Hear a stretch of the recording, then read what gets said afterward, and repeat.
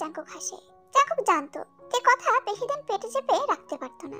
তাই হলো, তো কি হয়েছে বলে চলে মুখ ডুবিয়ে দেয়। জাঙ্কুক, আমি একটা দরকারি কথা বলছি, আর তুমি? আমি রোম্যান্স করছি, তুই বল, আমি শুনছি। তে ফোঁস করে শ্বাস ছাড়ে। জাঙ্কুকে ছাড়িয়ে জাঙ্কুকের দিকে তাকায়। জাঙ্কুক, আমি কি বলছি আপনি শুনছেন? জাঙ্কুক এবার সিরিয়াস ভঙ্গিতে তের দিকে তাকায়। তোর কি মনে হয় আমি সব জানি না? যেখানে তোর সাথে সবার জীবনে ঝুঁকি, সেখানে তুই এভাবে পিছু হটবি আর আমি বিশ্বাসও করব? আমি সব সময় এটা বিশ্বাস করি তুই নিজের জীবন দিয়ে হলেও তোর আশেপাশের প্রত্যেককে রক্ষা করবি। সো এসব বাদ দে আর আমাকে আমার কাজটা করতে দে। জাঙ্কুকের কথায় তে হালকা হেসে জাঙ্কুকের আইটু নিকটে গিয়ে দাঁড়ায়। জাঙ্কুকের দুই হাত নিজের হাতের মুঠোয় নিয়ে জাঙ্কুকের দিকে দৃষ্টি দেয়। আমি জীবিত থাকতে আপনার বা আমার আপনজনদের আমি কোনো ক্ষতি হতে দেব না। আমার এই পেশার জন্য নিজের জীবন দিয়ে হলেও আপনাদের আমি রক্ষা করব। আমি যদি একবার এই জগৎ ছাড়ি কিংবা নিজের এই অস্তিত্ব হারিয়ে ফেলি, তাহলে ওরা আমার আপনজনদের ক্ষতি করতে দুবার ভাববে না। আমি এমন একটা কাজে নিজেকে জড়িয়েছি, চাইলেও ছাড়তে পারবো না। আমাকে যে কোনো একটা অপশন বাছতে হবে, হয় হিংস্রতা নয়তো মৃত্যু। তবে আমি এতটুকু বলতে পারি, আমি থাকতে তোমার কোনো ক্ষতি হবে না জাঙ্কুক। নিজের জীবন দিয়ে তোমাকে বাঁচাবো, বিশ্বাস করো তো আমায়। জাঙ্কুক হেসে মাথা নাড়িয়ে তের মাথাটা নিজের বুকে চেপে ধরে। এই মেয়েটা জাঙ্কুকের রক্ষা কবচ, এটা জাঙ্কুক নিজেও জানে। এটা ভেবেই জাঙ্কুক চোখ বুজে হাতের বাঁধন আরো নিবিড় করে প্রশান্তির শ্বাস ছাড়ে। তে দুই হাতে জাঙ্কুকে শক্ত করে জড়িয়ে ধরে। এই মানুষটাকে তে অনেক ভালোবাসে। মেঘের রাজ্য সাজেক, সাজেকে এসে সূর্যোদয় দেখা মিস করতে চায় না কোনো পর্যটকই। তেমন সুগারাও ভোরেই সবাই উঠে পড়েছে। ওদের সাথে কাইরাও যাবে। কাল রাতেই সবাই ঠিক করেছে সূর্যোদয় দেখার বিষয়টা। সবাই বসে জাঙ্কুকদের জন্য অপেক্ষা করছে, কিন্তু জাঙ্কুক পাতে কারোরই আসার নাম নেই। এমনকি কেউ ফোনও ধরছে না। রোজ, লিসা, তোরা একটু দেখে আয় তো। সুগার কথায় রোজ আর লিসা সায় দেয়। কিছুক্ষণ দেখেও কোনো সাড়া শব্দ না পাওয়ায় দুজনই ফিরে আসে। ওদের তো সারাই পাওয়া যাচ্ছে না। কি ভাই, ঘুমের ট্যাবলেট খাইছে নাকি এরা? দুইজন তো এমন ইরেসপন্সিবল না। ওরা আদৌ রুমে আছে তো? আমি একটা কথা বলি, পারমিশন নেওয়ার কি আছে বলো? রিসর্টের ম্যানেজারের কাছে অবশ্যই ডুপ্লিকেট চাবি আছে, তো চাবি দিয়ে ভিতরে গিয়ে দেখলেই তো হয়। আরে পাগল নাকি? এভাবে কারো বেডরুমে কিভাবে যাওয়া যায়? না না, কথাটা তাই, ঠিকই বলেছো। আমরা বরং বাইরে দাঁড়াবো, মেয়েদের মধ্যে যে কোনো একজন গেলেই হবে। সুবিনের কথায় সহমত হয় সবাই। ম্যানেজারের কাছে চাবি নিয়ে এসে ভিতরে যায় হানসুই আর ইয়েজি। আরে ভিতরে তো কেউ নেই, দাঁড়াও ওদের ডাকছি। সবাই হুড়মুড়িয়ে ভেতরে আসে। গেল কোথায় দুজন? কিছু হলো নাকি আবার? আরে না, তে এখানে আছে আন্ডারগ্রাউন্ডের কেউ জানে না। তে সব দিকে যোগাযোগ বন্ধ আছে, সিম পাল্টে এসেছে।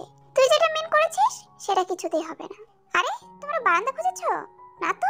সবাই বারান্দায় যায়। বারান্দার সোফায় চোখ যেতে জাঙ্কুকের মাথার অংশ দেখতে পেয়ে সবাই স্বস্তির শ্বাস ছাড়ে। অতঃপর সুগার এগে কিছু বলার জন্য ওদের সামনে যেতেই থমকে যায়।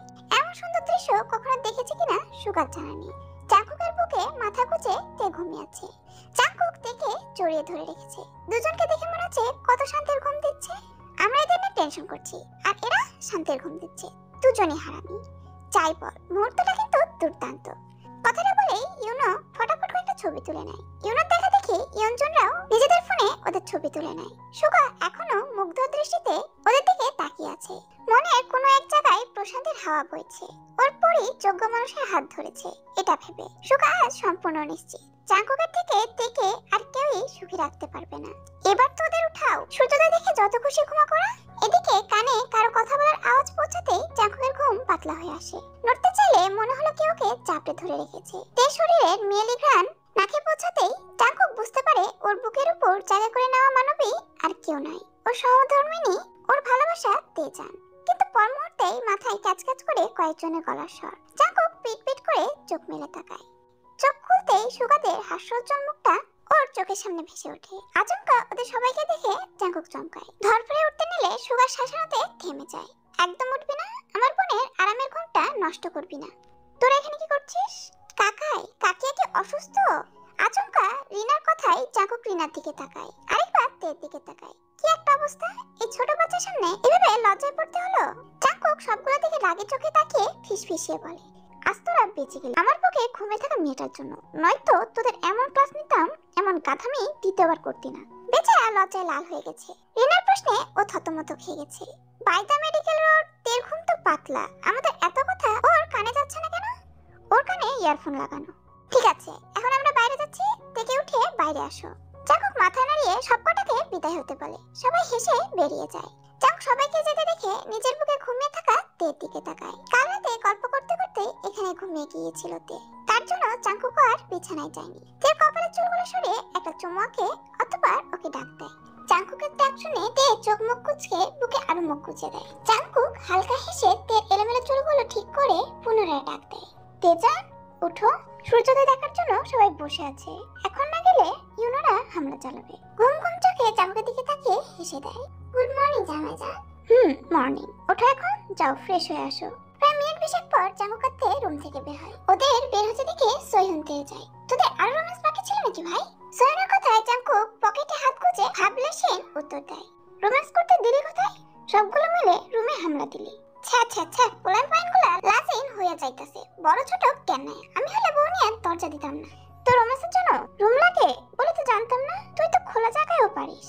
জামাইয়ের কথায় ইউনো ভ্যাপা জায়গা খেয়ে যায়। হয়েছে, চল এবার। আরে দাঁড়া, তোর সাথে বোঝাপড়া এখনো বাকি। আমি কি করলাম?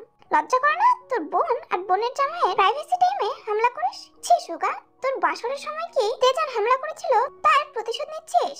তুই না জানতাম আমি। আর লজ্জা কি আছে? আমি কি এমন দেখেছি?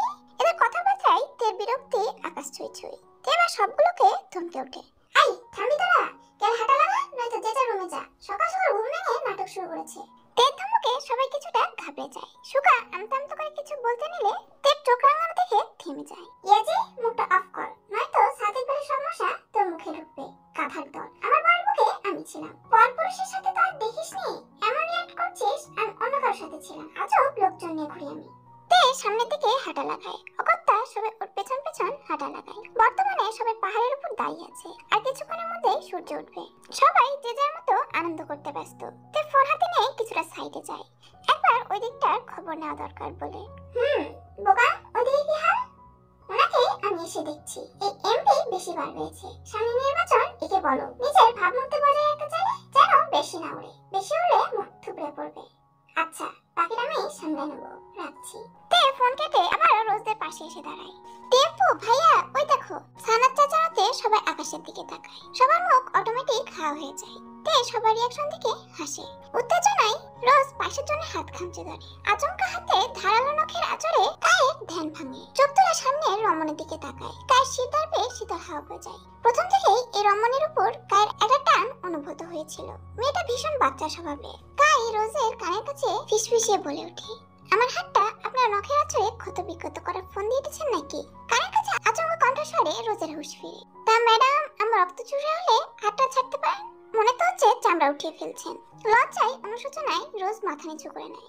সুন্দরী রমণীদের জন্য লজ্জা পাওয়া বয়কট ঘোষণা করা উচিত। কারণ লজ্জাপতি রমণী লাজুক রাঙা মুখশ্রী তাগড়া তাগড়া যুবকের বুকে সাইক্লোন তুলতে সক্ষম। রোজ চমকে কায়ের দিকে তাকায়। কাই হেসে অন্য পাশে বন্ধুদের পাশে দাঁড়ায়। ইয়ে জীবু আমার, মুখটা অফ রাখো। চুপ থাকো তো। বউ বউ বলে মুখে ফেনা তুলে ফেলেছে, অথচ বিয়ের খবর নেই। চিটার একটা। এমন ভাবে বলছো তোমাকে 2 বাচ্চার মা বানিয়ে এখন অস্বীকার করছি? সয়ুন, উফ, ঝগড়া করো না। একটু রোমান্টিক কথা তো বলতে পারো। আগে বিয়ে করো, তারপর রোমান্টিক কথা শোনার স্বাদ জাগাও। জাগো ভাইয়া, আর থেকে দেখেছো এত কিছুর পরেও কি সুন্দর ভালোবাসা ওদের।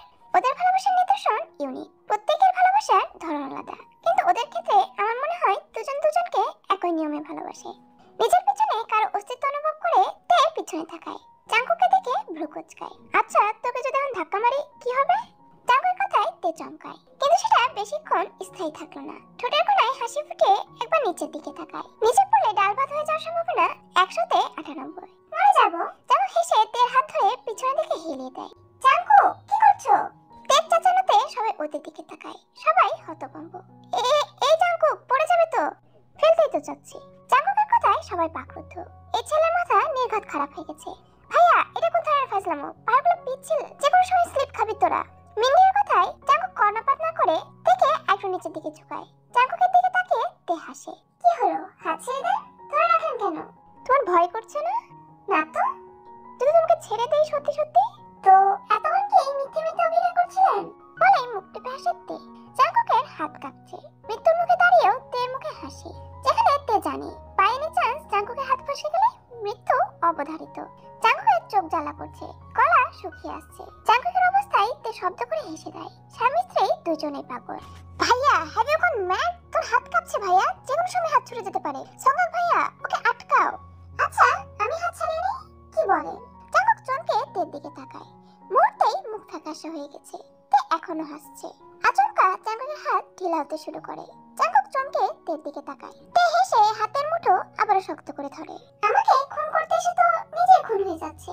জাঙ্কুক, মার খাবি শালা, ওকে পড়ে তোল। পাহাড়ের শেষ কিনারায় মেয়েটা যে কোনো সময় পড়ে যাবে। আচমকা জাঙ্কুকের হাতের বাঁধন ছুটে যায়। জাঙ্কুক নিজেও সামনের দিকে কিছুটা ঝুঁকে যায়। তেজান! ইউনোরা আতঙ্কিত দৃষ্টিতে তাকায়। মুহূর্তের মধ্যেই মেয়েরা শব্দ করে কেঁদে ওঠে।